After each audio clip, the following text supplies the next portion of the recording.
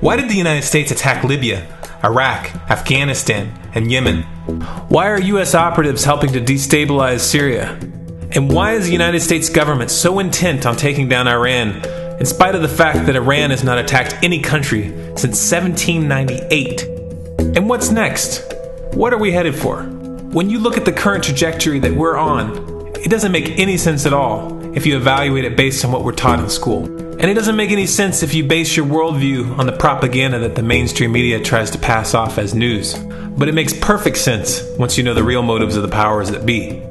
In order to understand those motives, we first have to take a look at history.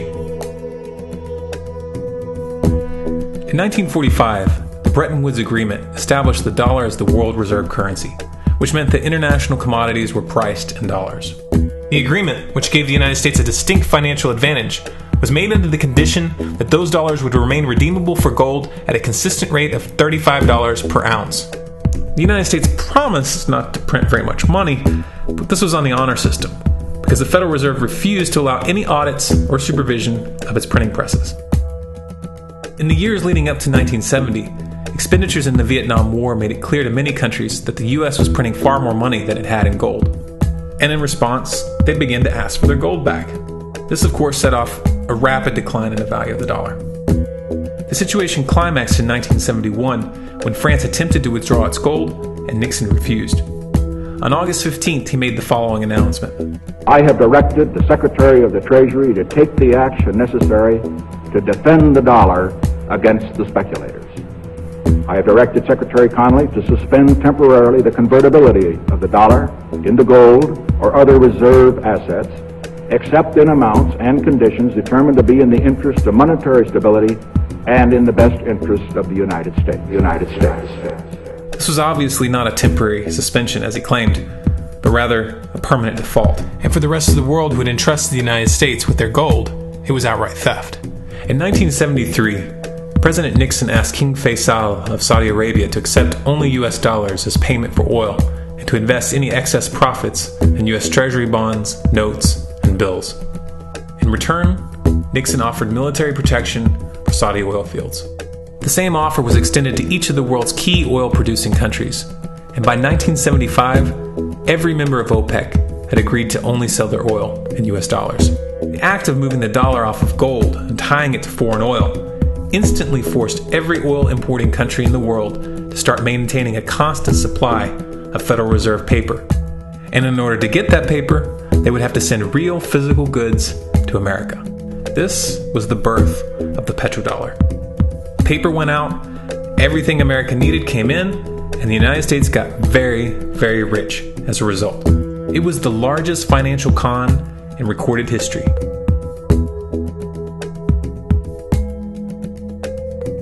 The arms race of the Cold War was a game of poker.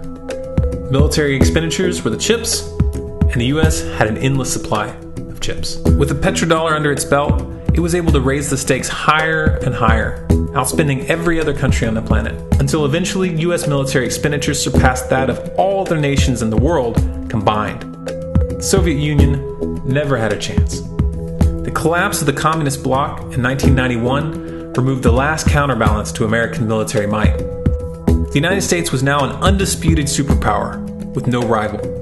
Many hoped that this would mark the beginning of a new era of peace and stability.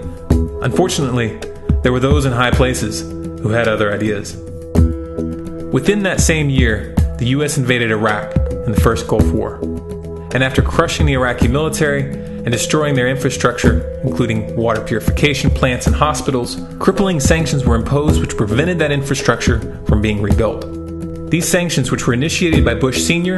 and sustained throughout the entire Clinton administration, lasted for over a decade and were estimated to have killed over 500,000 children. The Clinton administration was fully aware of these figures. We have heard that 500,000 children have died. I mean, that's more children than died in Hiroshima. And you know, is the price worth it? I think this is a very hard choice, but we think the price is worth it. Miss Albright, what exactly was it that was worth killing 500,000 kids for? In November of 2000, Iraq began selling its oil exclusively in euros. This was a direct attack on the dollar and on U.S. financial dominance, and it wasn't going to be tolerated.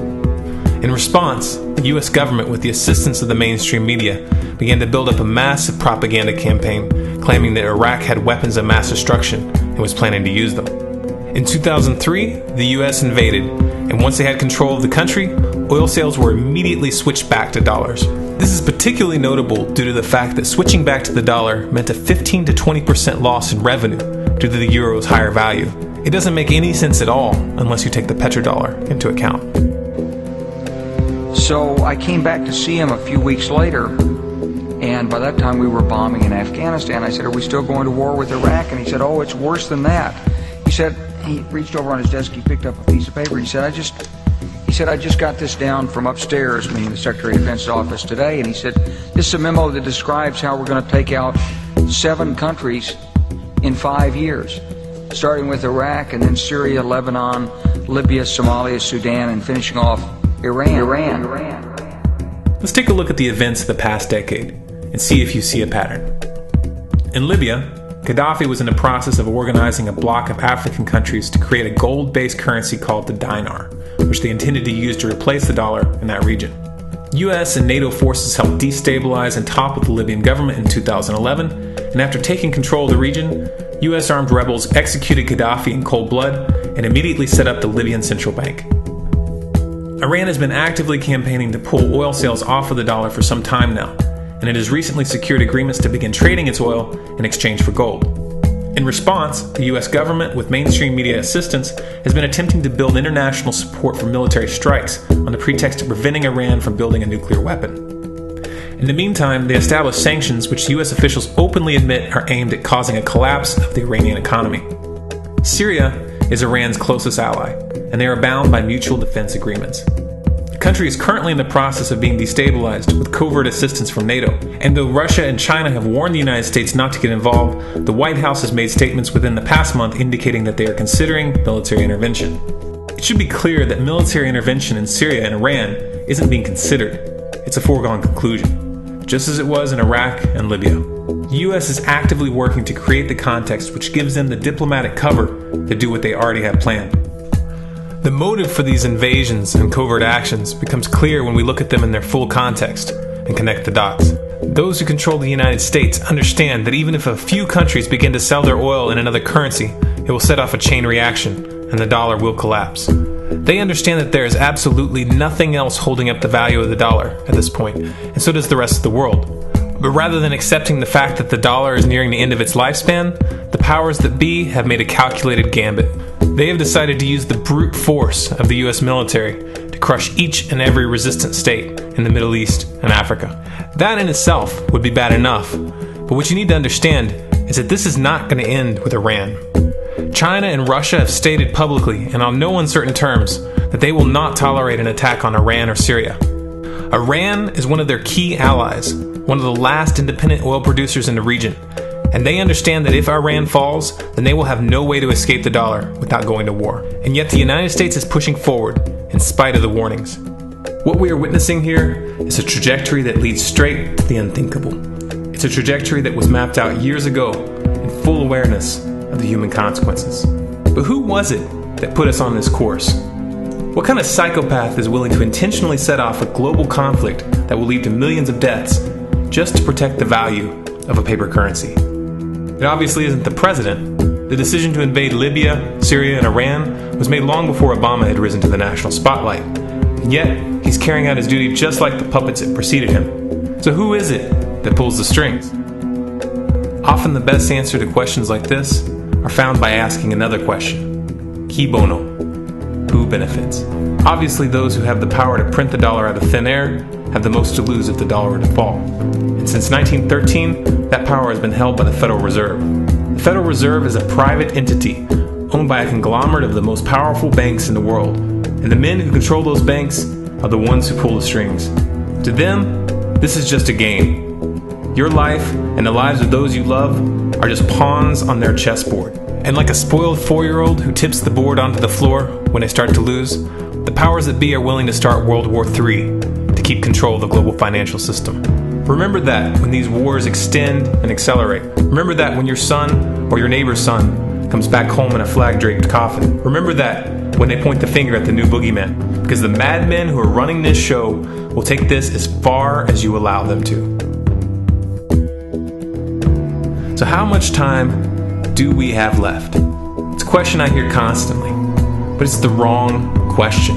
Asking how much time we have left is a passive posture. It's the attitude of a prisoner who's waiting to be taken out to a ditch and shot in the back of the head. What are our chances? Can we change course? Also the wrong question. The odds don't matter anymore.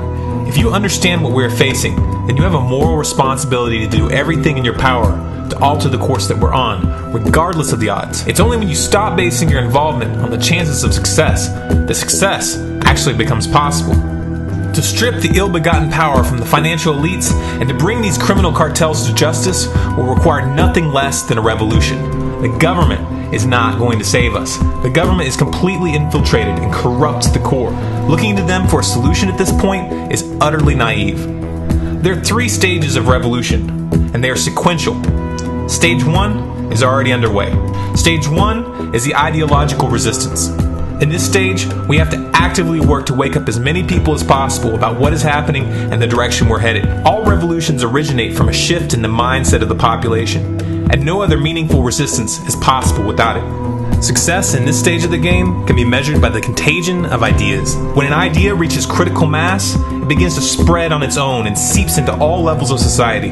In order to achieve that contagion, we need more people in this fight. We need more people speaking out, making videos, writing articles, getting this information onto the national and international stage.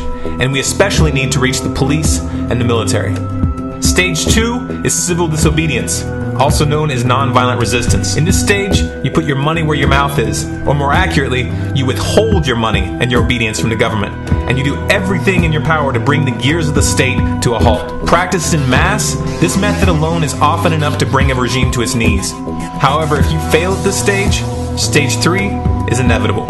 Stage 3 is direct physical resistance. Direct physical resistance is the last resort, and it should be avoided and delayed as long as possible, and it should only be invoked after all other options have been thoroughly exhausted.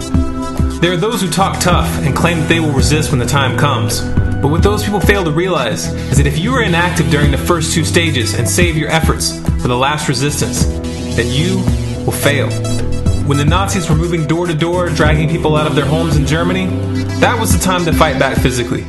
But due to the lack of ideological resistance and civil disobedience leading up to that moment, even an armed uprising would have likely failed at that point.